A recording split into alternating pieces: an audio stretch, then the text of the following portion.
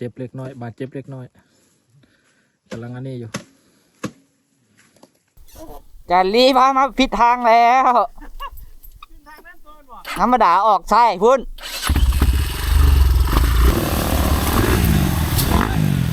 เอาเก็บแต้มเก็บแต้มเก็บแต้มเฮ็ดหน้าจิลื่นเกินล่ะฮะกำลังถามมันอยู่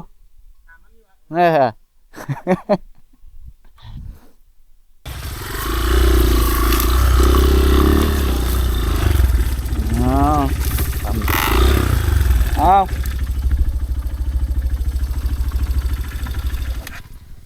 ผ่านเข้ากบครับ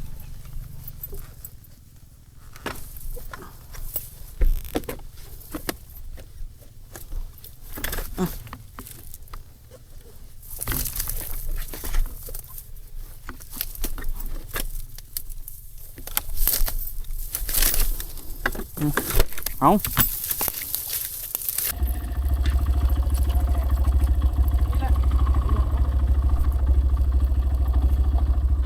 อยู่หันมีเด้งหินงนใหญ่ๆไอ้มันนี่ขึ้นตาดนานกกพี่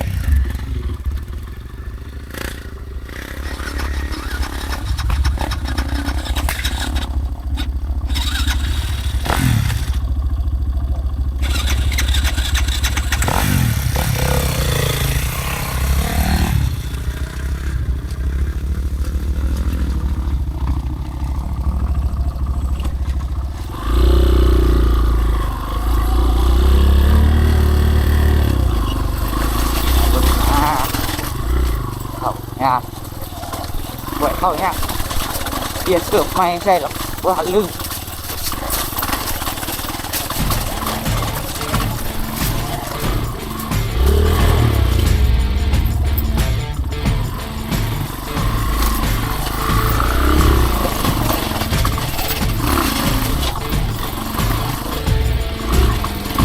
เอาบ่แบบแห้งจังหวะยังไม่ได้เลย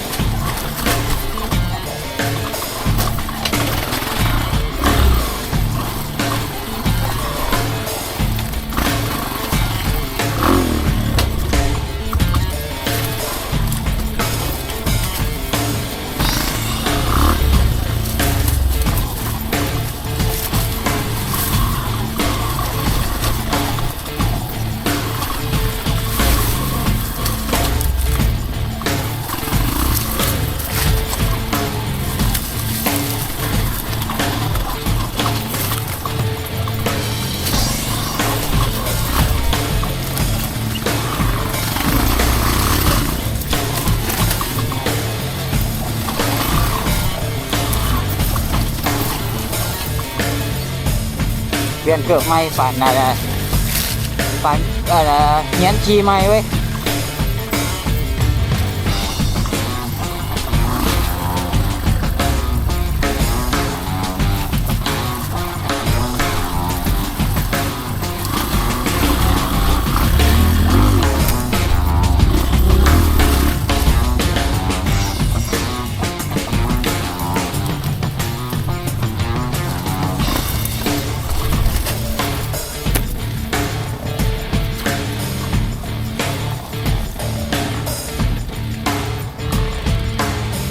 หลายคนกันแล้วมันเสียจากว่าแต่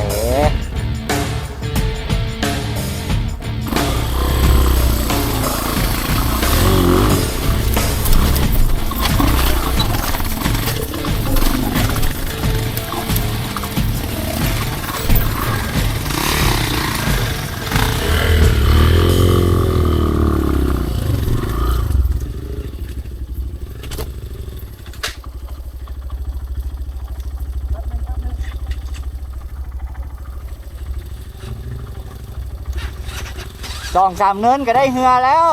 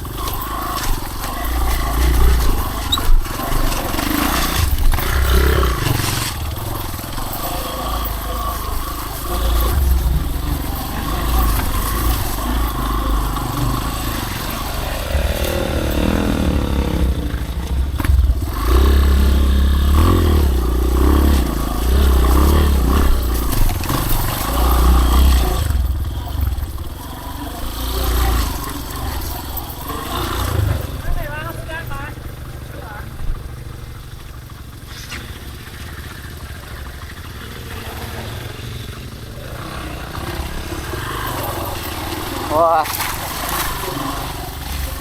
เดี๋ยวเนี่ย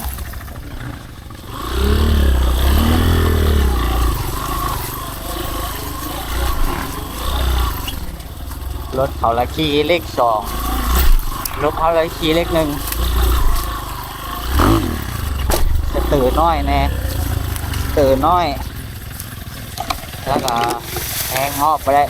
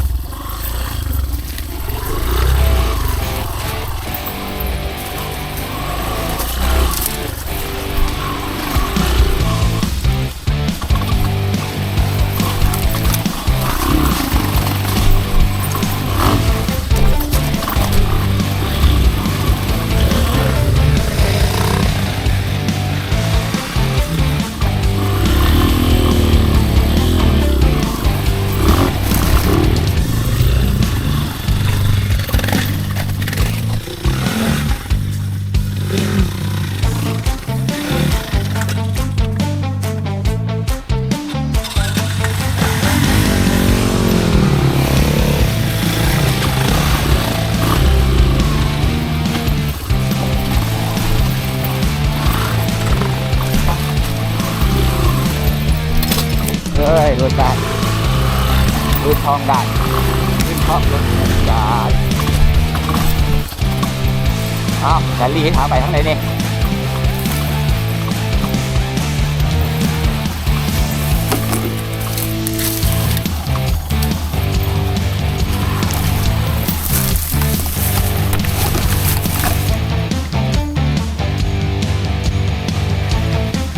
จะรีพามาผิดทาง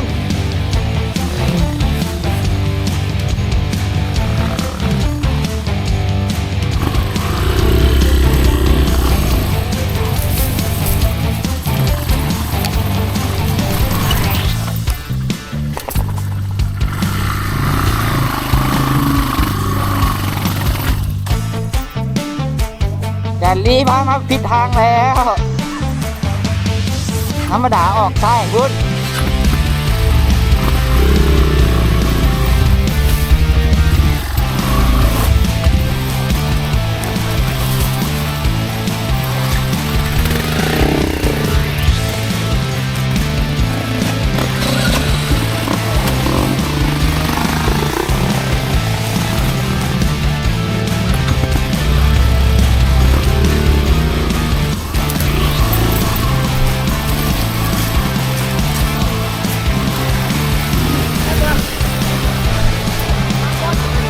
แมน ทางผ่านนี่แหละ หัวมาผิดทางผิดทาง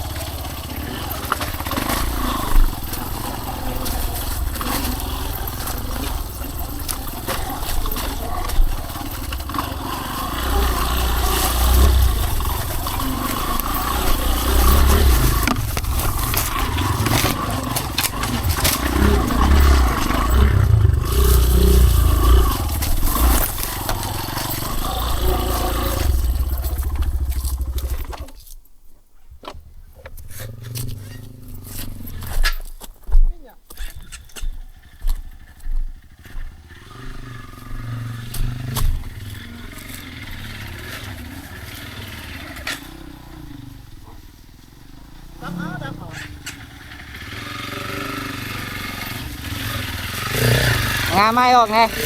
งาไม้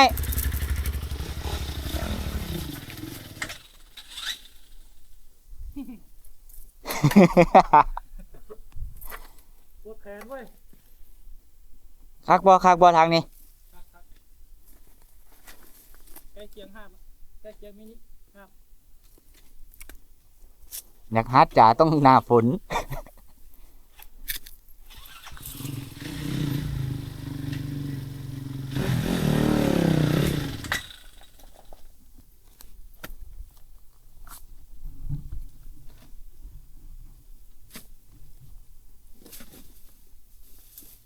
วิชาเริ่มแก่แล้วเด้ง่ายหน้าแบบบ่ติดจักอีก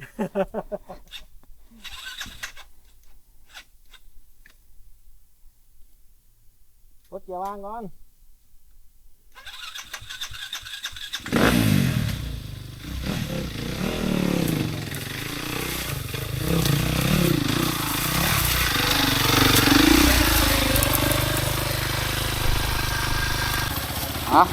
ต่อย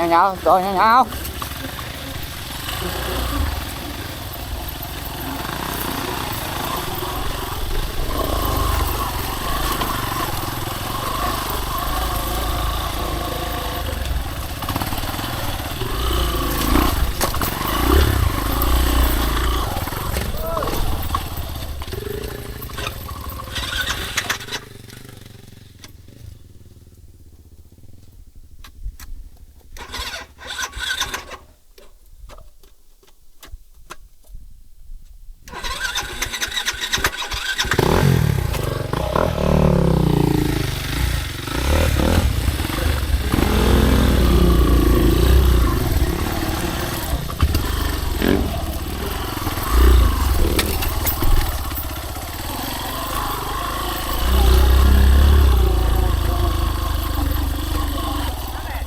ฮะ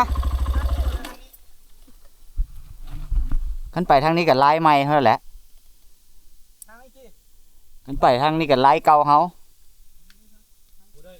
โอ้หลีงานเข้าแล้วเว้ยเลนต้องหายแม่นหายโอ้ยโอ้ยมาได้อีกแล้วไอ้จี้ทางนี่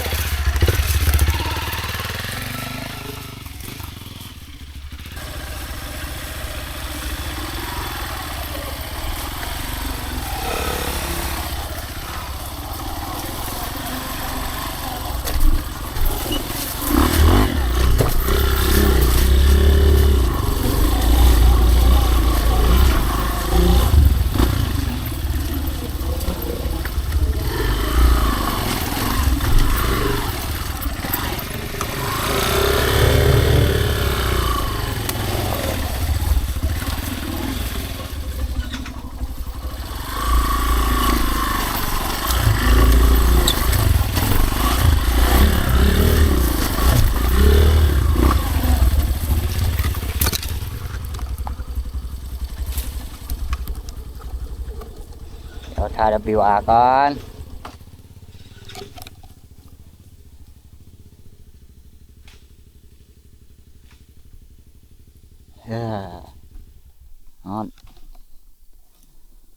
ฮอนแดด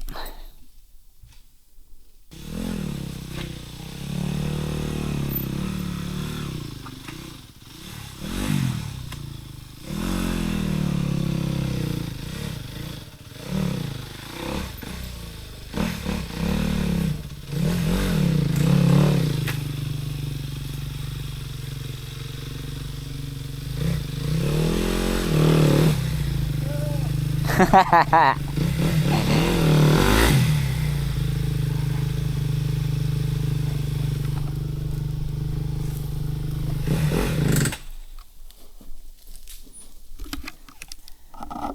ป๊บนึงเลขหนึ่งเลย เลขสองยีนะ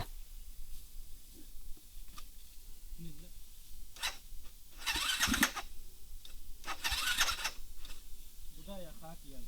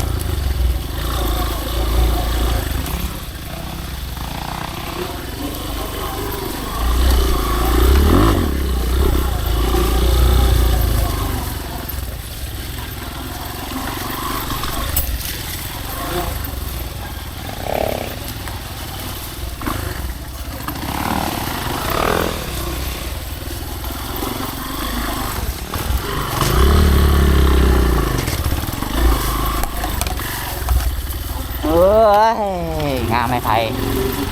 กดไลค์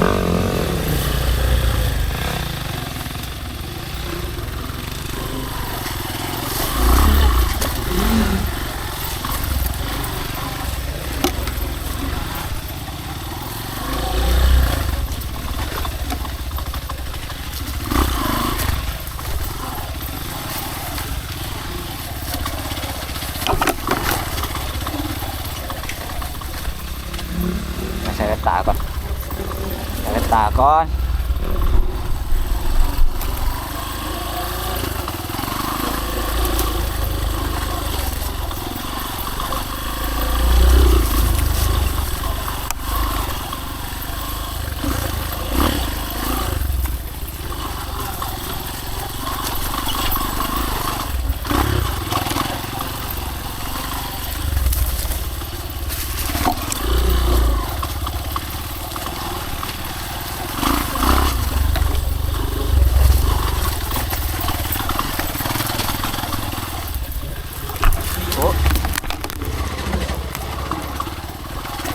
ไม่เสีย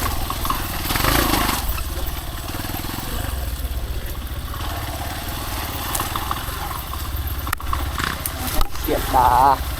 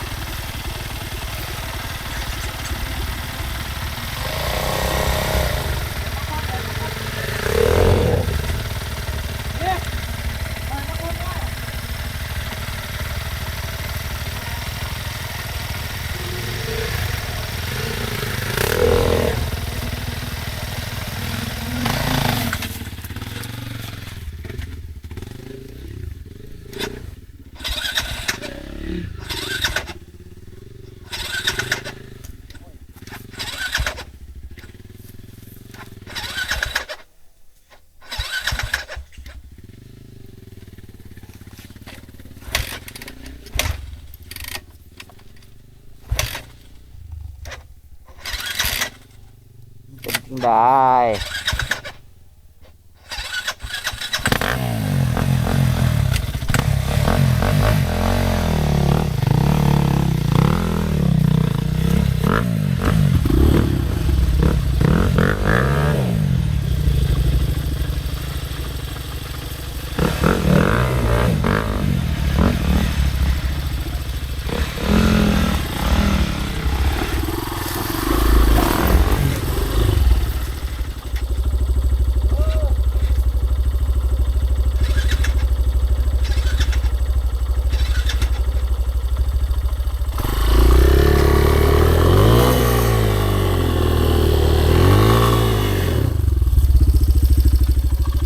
างบุมีก็ยังพันดีอยู่เนาะ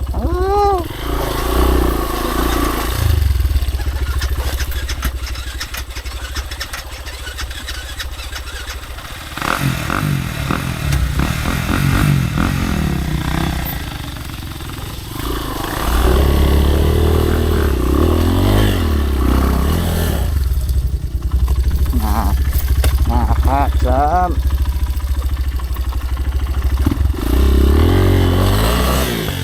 โอ้ยมันเป็นร่องหมดเว้ย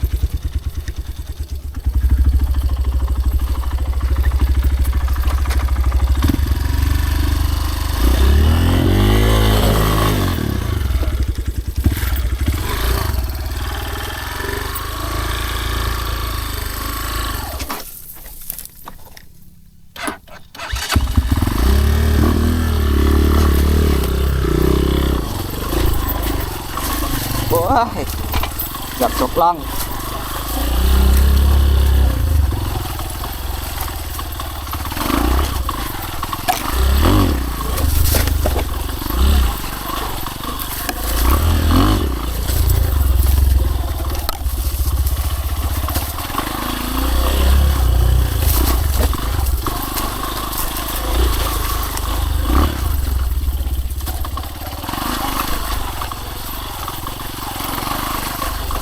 โอ้ฮอด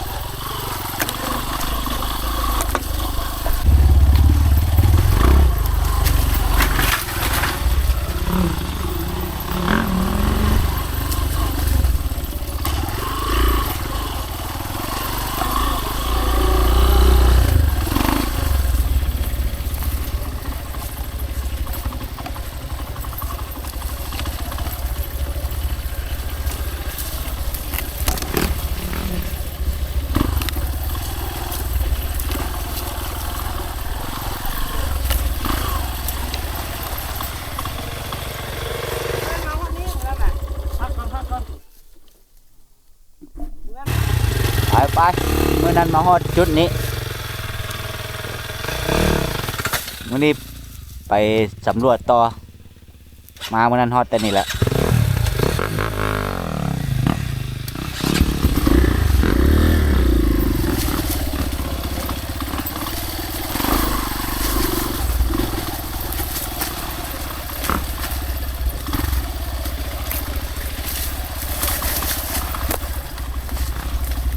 เอาแว่นตาออกแป๊บเดียวได้ใส่อีกแล้ว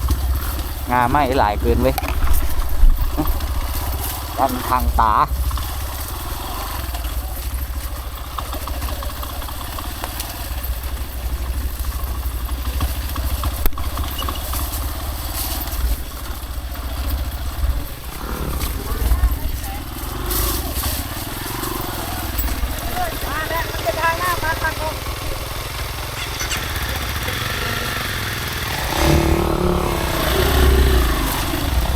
โอ้เป็นพลานน้ำเลย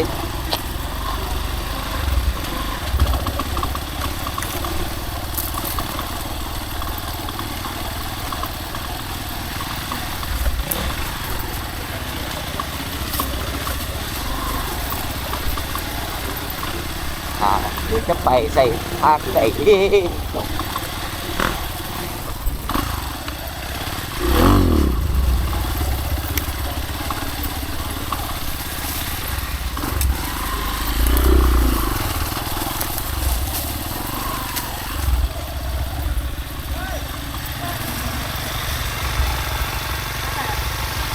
แล้วแต่รถได้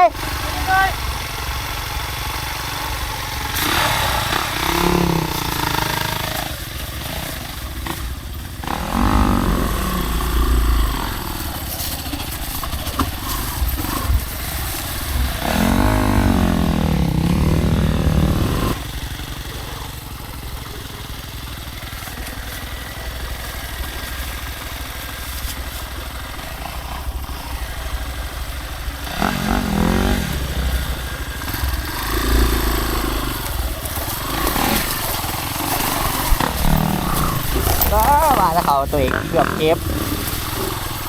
ว่าแต่เพิ่นตัวเองก็เกือบเก็บ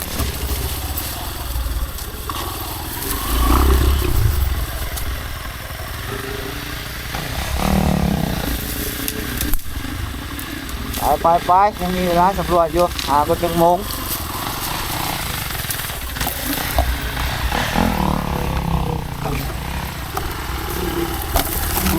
ไม่ไทยเนาะ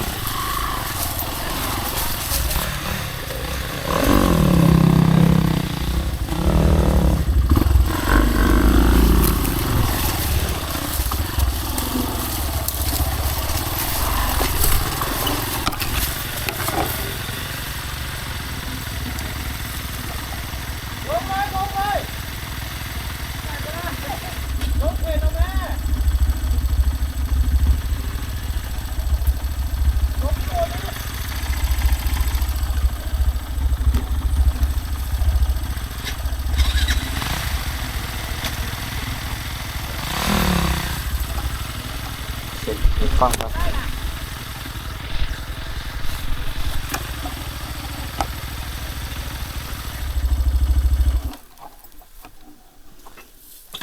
มันต้องอยู่ข้างหน้าคนหนึ่งบไปทางนั้นทางไหนมันมีทางนึงไปทางนั้นทางนี้ผมมีแล้ววะมันมีอยู่แต่ว่ามันหกโคตรทางนั้นก็หกทางนั้นใครเริ่มก็หกแล้วผมมีคนเดียวซ้ำนี่พันไม่นี่ได้กับไปต่อได้นะทางนั้นยังหกแหงหกลิทางนี้ยังเกี้ยงก่อนนะ ไปลองมึงก่อนไปลองมึงก่อน ทางนั้นหกเกี้ยงเลยนะ กำลังถามมันอยู่เออ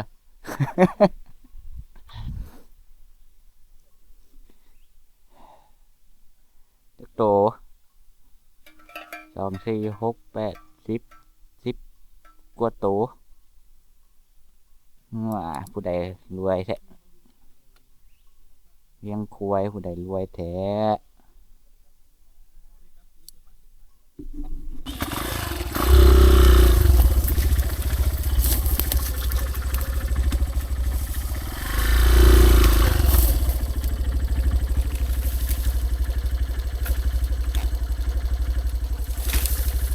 โอเคแล้วทำนั้นน่ะ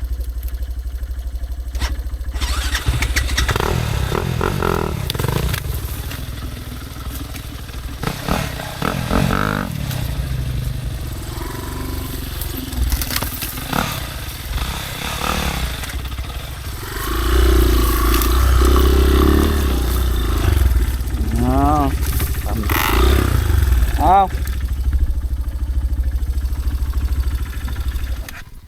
มาผันเข้าปกครับ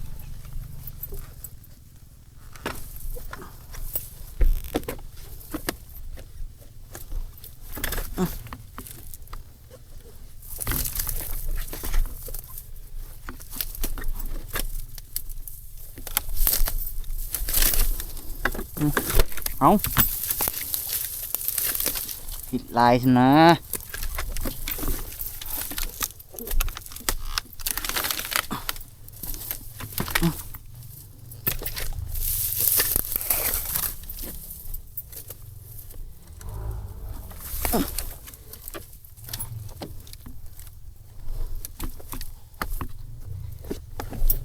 ลายผิดชีวิตเปลี่ยน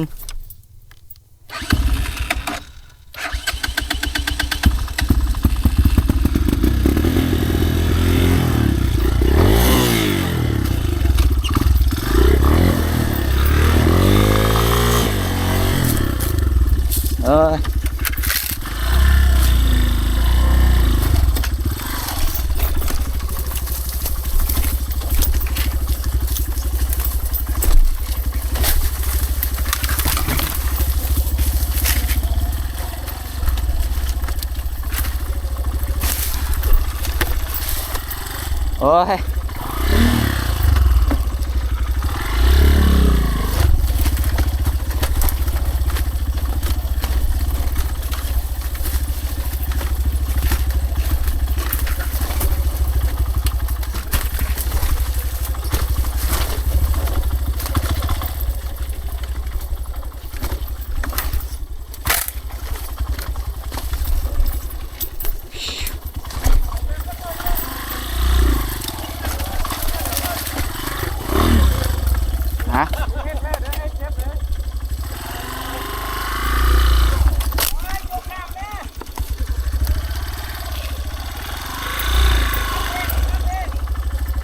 พื้นที่หน้ามันบ่มีให้เว้ย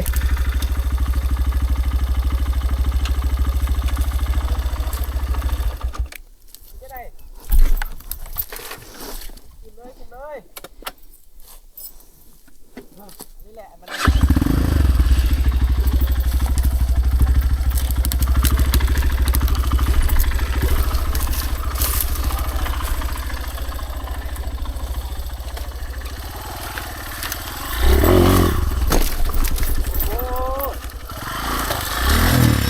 โจตุ๊ก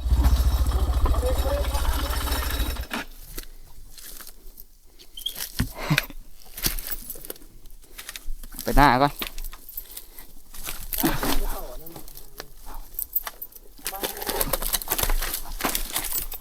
นี่ก็ได้นี่อะไรเนี่ยตากแดดนะครับมันโหก อึบอึบเอารถหนักสิไปเลยเอา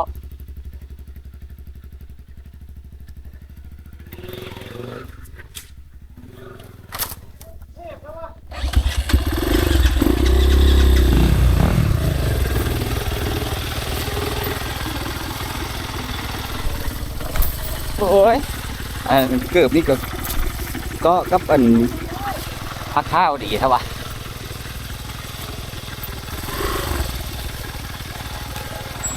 มาได้ไปหลังขึ้น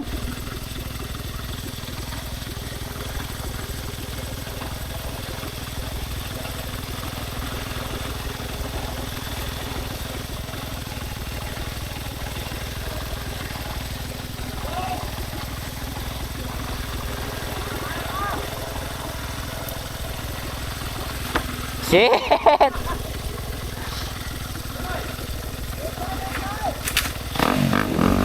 โอ้ยเพมาละ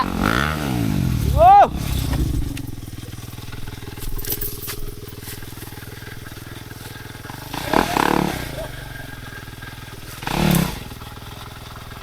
ดึงหน้าดึงหน้า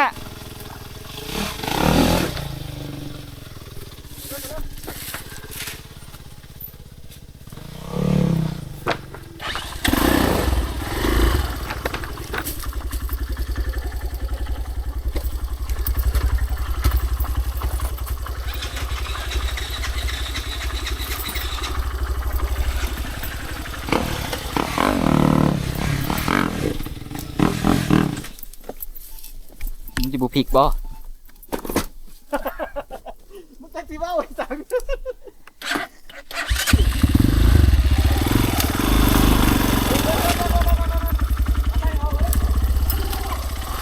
เดี๋ยว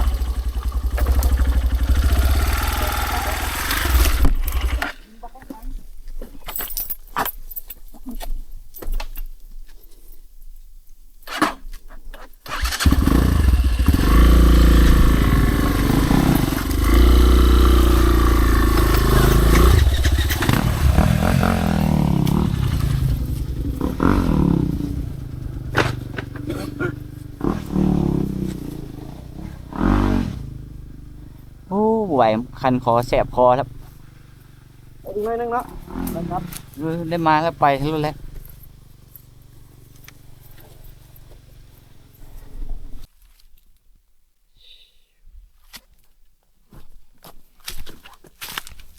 ต่อ ยังบานสุดดอกคนทางนะแต่เวลาบ่มี เวลาไม่พอ2 โมงแล้ว ฮอตนี่เลยได้ฮอตนี่แล้ว สองตั้งทางห้วยไปต่อทางหน้าข้ามห้วยนี่แล้วก็มีอีกห้วยคิดสภาพตอนลงแล้วขึ้นมาโงนหินอยู่ในกล้องคือว่าบุสูงนี่มึงขากายหัวเข่า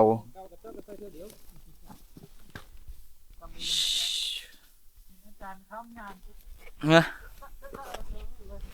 สุดหน้ามาไหมเตรียมกลับ